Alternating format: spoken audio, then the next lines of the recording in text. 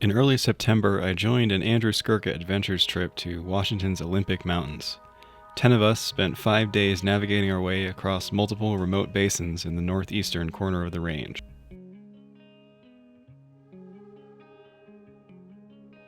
The first day gave us a panoramic introduction as we left Deer Park to walk along Hurricane Ridge, welcomed by swirling clouds and distant views in every direction.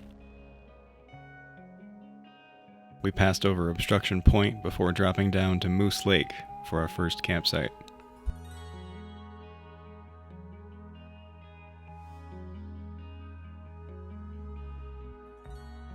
From camp, we climbed Low Pass, where we would leave behind the trail system and begin finding our own way. We dropped into the Lilian River Basin and followed the creek to its headwaters, where we expected to encounter Lillian Glacier. Sadly, there was no glacier here any longer.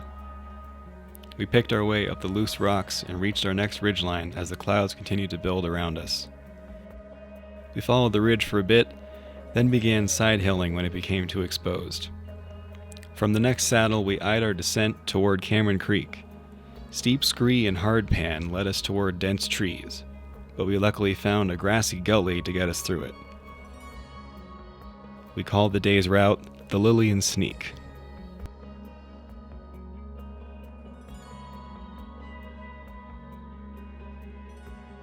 The next day began with a sunny ridgetop compass lesson, before embarking on a traverse across 4 high basins.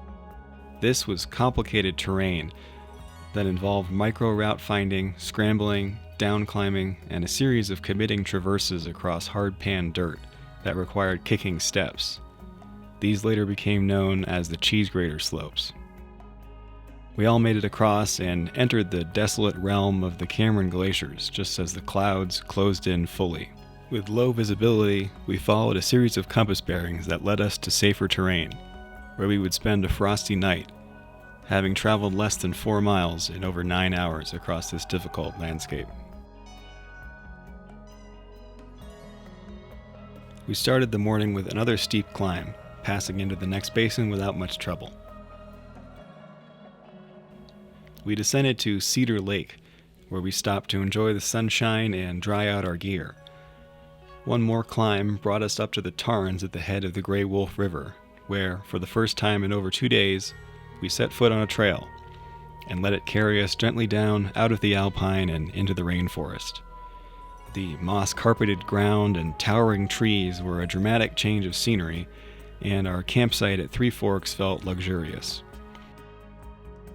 By day 5, all we had left was a quick 3,500 feet of climbing to return to the trailhead at Deer Park.